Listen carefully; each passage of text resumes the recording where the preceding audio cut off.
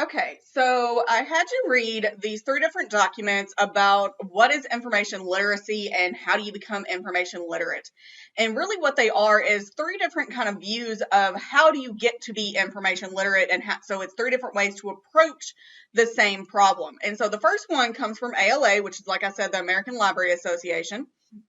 Um, and in some ways, I felt a little bad in making you read this because I slightly fall asleep reading these documents. They use such kind of formal, fancy, highly academic language that I know what happened. That they kind of wanted to prove how smart we are and prove to people we know we're so information literate that they lost sight of their task in explaining what information literacy is a bit. So it's a little bit tough to sludge through, but I do hope you persevered and looked at what are the standards versus the framework. So the standards were introduced in the late 90s, early 2000s from ALA is kind of a roadmap to how does someone become information literate. The standards are very much so a to-do list of if you do this, this, and this, you will be an information literate person. The frameworks, on the other hand, they were published in 2011, which is when I was in grad school, so it was like a big to-do during my master's degree graduate discussion. Really angered a lot of people because they didn't quite understand them. Whereas the standards is a roadmap of do this and you will be information literate. The frameworks are more of how do information literate people think. So if you are information literate, what is your thought process for how you approach looking for information, how you approach finding it, how you approach using it? And so it's really more of the philosophical brain aspect versus actions of do this, you'll be information literate. It approaches it more of how do you think. Neither of these is wholly right or wholly wrong. If you want to get people into a very hot debate, talk about the difference between them at a library conference. You got people with very, very strong opinions about that in my field. But I'm kind of introducing you to both of them. I'm a fan of any road that works is yay. So looking at first the standards. So you have these 5 standards of information literacy, specifically looking at higher education. All right, so standard 1, information literate student can determine the nature and the extent of the information needed. And so like we talked about before, this is the easy step of you need information, you know what kind of information you need and can ask for that. So you can articulate the need for information. You can go up and say, hey, I need to find this on this topic. You can say the student identifies a variety of types of format of potential sources of information. So the difference, what that's talking about is you might be looking at books versus articles versus newspaper articles versus credible websites. So there are a variety of places you can get accurate and credible info. You consider the costs and benefits of acquiring the needed information. I'm going to be real with you. A lot of times, the information you're going to use for a paper or the subject you're going to write your research paper on is not based upon what is best, but what is available and what you can do in the time frame that you have. We all know this. Everybody knows this, but it's like this secret nobody really wants to address. An information literate person will consider, I don't really have time to read or to work with this research paper topic that I want to do. So I'm going to switch gears and do this one that I can find all this info on and find it easily and carry on with my day, and I can learn the skills. That's acceptable. And so then you can also read about the nature and the extent of the information needed as you go.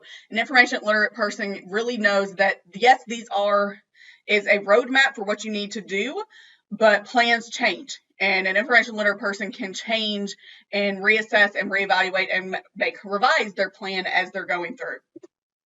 So standard 2, information literate student can access needed information effectively and efficiently. You can find the info you need, and that's what we're really going to be learning in this class quite a bit of how do you find correct information on whatever subject you're looking for. Specifically, how do you find things appropriate for scholarly research papers? So this is why we're talking a lot about library resources in this class. So you know how to investigate for information, you know how to create search strategies, you know how to retrieve the information online or in person. So you can find stuff on the internet, you can find stuff in our library's electronic resources, but you could also come to the library and find things in person. Once again, you can refine the research strategy as necessary, so you can reassess and revise your plan and redirect as needed. And so then you can actually acquire the information by extracting records and manage the info and its sources. Standard 3, so the information literate student evaluates information and its sources critically and incorporates selected information into his or her knowledge base and system. So most of the time when you're going to research papers and you're looking for information, you're going to find more information than you need. And so you need to start thinking about, okay, well, what is appropriate for my setting or my situation? What is the information I want to use for whatever task I'm doing and why?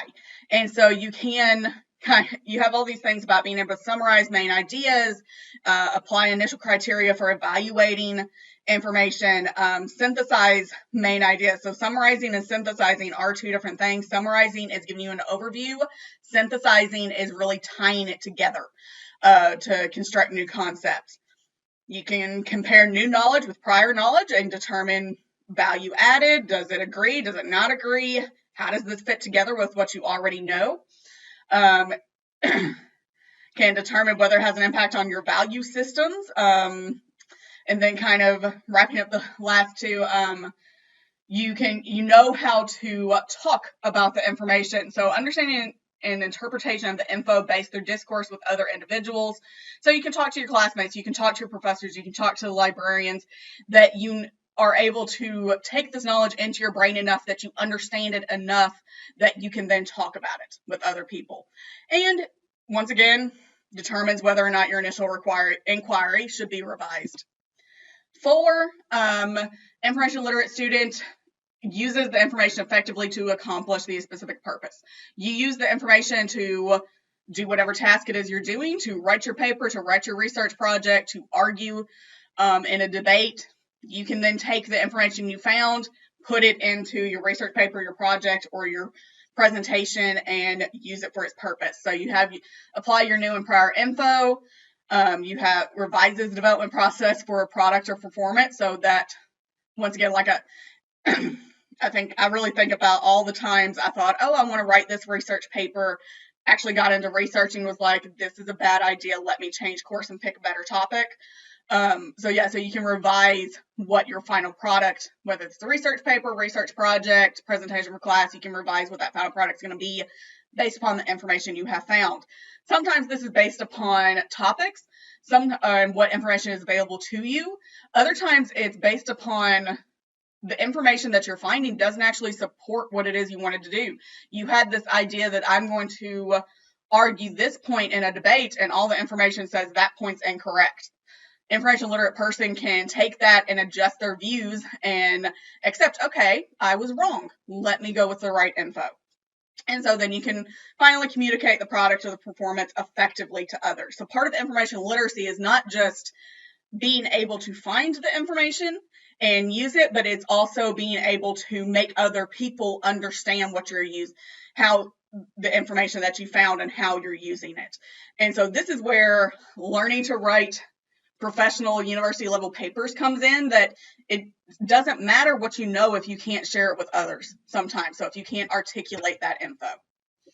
And then finally, this really comes down quite a bit to citations and copyright and giving proper credit. So the information literate student understands the economic, legal, and social issues surrounding the use of info and uses information ethically and legally. So you know that things like copyright exist, and you know that you don't own information that someone else created, and so you do follow the laws, regulations, and policies, and you do give credit back through citations to where you're finding this info. So that's a really important one, both kind of ethically as well as legally. You can get in quite a bit of trouble. So those are those 5 standards. Next video is going to talk about the frameworks, and so then you'll be able to compare really the mindset of the standards versus the frameworks.